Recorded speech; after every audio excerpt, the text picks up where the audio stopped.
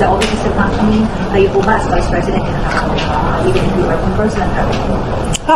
Alam mo kasi, hindi kasi nila naiintindihan, sorry Hindi ko alam kung sinasadya nila na ayaw intindihin o talagang bobo lang talaga yung nasa administrasyon.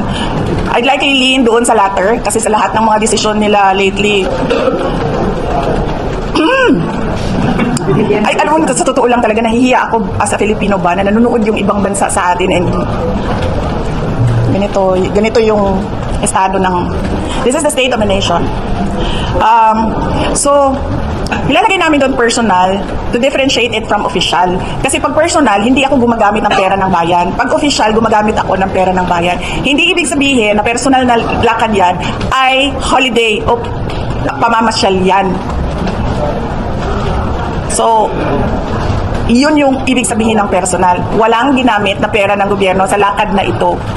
Pero nagtatrabaho pa rin ako.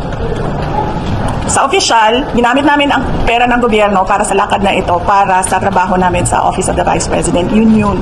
Hindi ibig sabihin na personal ay namamasyal. And so, yes,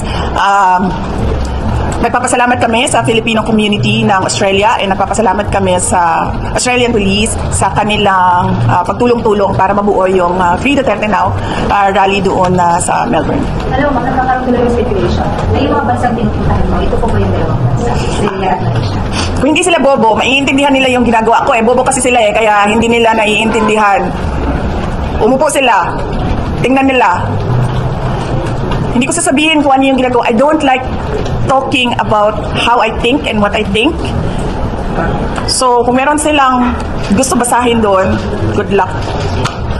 Okay, we move on to other matters. Good morning, I'd like to ask your comment now, since President Bongbong Marcos says his ongoing drug campaign is bloodless compared to that of your Flores administration. To quote him, sabi niya, despite the fact that we don't kill people that are just suspected of having anything to do with drugs, imbes na ganun ang ginagawa natin, we're handling the drug problem in a different way. What's your reaction?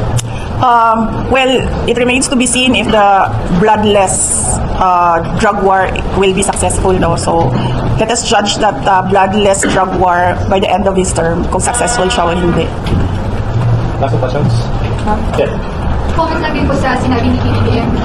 Yesterday po kasi nasa siya dun sa mga disease nga floating siya po and tiniyak niyo po na hindi nga makakalabas ulit yun sa market and kanina rin nasa advance siya po sa anti-destructive action comment on that. So, hindi ko alam, ma'am. Trabaho ba ng presidente ang sirain ng ebidensya ng Hindi yan trabaho ng... Hindi trabaho ng presidente ang mag-photo op sa nahuli na drugs at mag-photo op sa pagsira ng nahuli na drugs.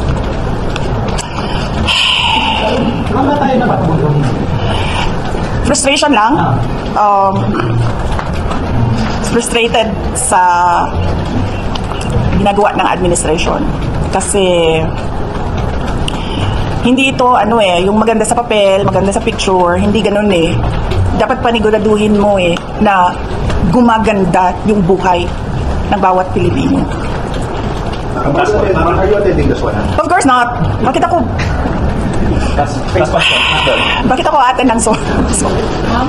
Sabi ni Congresswoman Ilan Dilima, part of ng game plan yung decision ng Ombudsman na magsagawa na ng investigation allegedly dito sa confidential fund mo. Since June 11 lang daw pinorward ng House yung kanilang committee report, and then after 4 days pinadala ka na raw ng to comment within 10 days. So part daw ng game plan para unahan yung impeachment case mo. Anong comment mo doon? Part ng game plan nila? Ng Ombudsman. Kasi since si Ombudsman ay appointee ni former President Duterte.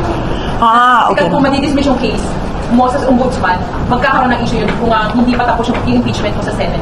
Okay. Hindi ko best person and the best office to answer that is the Ombudsman himself or the Office of the Ombudsman. Hindi ko alam, ma'am, kung bakit nila inaksyonan at hindi ko alam bakit mabilis nilang inaksyonan. I don't know. Basta ang sinasabi ko lang that the lawyers are ready to answer any charges, whether it is in courts, in the Sandigan Bayan, or in the impeachment court. Thank you. Ma'am, last question. Kasi ito, very much aware ko sa tinanong. Sabi ni General Torre na dapat daw lumabas yung mga polis sa kalsada at sa mga police stations. I know you have feelings about General Torre, pero do you think po ba yung... Ano yung feelings ko?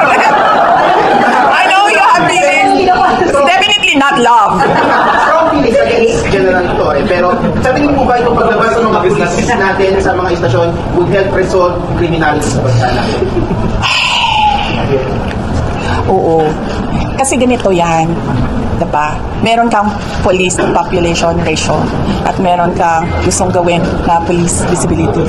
Kahit anong gawin mo, hindi dadami ang police, dodoble ang police overnight para umabot yung police to population ratio mo at magkaroon ka ng police sa kada kanto na ang buong teritoryo ng Pilipinas. Dapat ang ginagawa ng Pilipino, I'm trying not to utter the word BOBO ha, ang ginagawa ng Pilipino, nag-iisip siya. Ang daming teknolohiya na available na ngayon sa market. Paano ko ba gagawin at gagamitin ang modern technology para sa trabaho naming mga pulis? May drone, may robot, may CCTV, napakaluma na yan ng CCTV, at napakarami pang iba na pwede mong gamitin, pwede mong i-harness from the universe para gumaling, gumanda, at umayos ang trabaho ng pulis. Bakit nandoon ka pa rin sa ilalagay ko ang pulis sa kanto na with a drone, with a robot, kasi robot ang pagkakaalam ko sa pangalan nila, na pwede mong ano tawag yan? Hindi, kalat. Hindi. Anong tawag nung pag ang pulis? Nagro-ronda? Patrol. Patrol! Yes, sorry. Pwede mong hindi napapagod ang drone. So magpatrolya yung drone 24 hours. Yung CCTV, hindi napapagod yan. So, yung CCTV mo, 24 hours, bakit nandoon ka pa rin sa ilalagay ko ang pulis na hindi mo nga talaga mahabol yan lahat with, your, human workforce. So, dapat ang iniisip mo, how to modernize and leverage the available technology out there to improve the Philippine National Police. Andun pa rin tayo sa 1980s, 1970s na magpatrolya ang mga pulis sa daan. Di ba nga, pwede mo nang hulihin ang tao or pwede mo nang i-charge ang tao or i-fine ang tao based on CCTV footage? Pwede na, di ba? Kasi meron ng contactless apprehension sa traffic na supposedly dapat ginagamit na rin natin. So, hindi ko alam. Sorry, I'm just really frustrated sa mga pangyayari.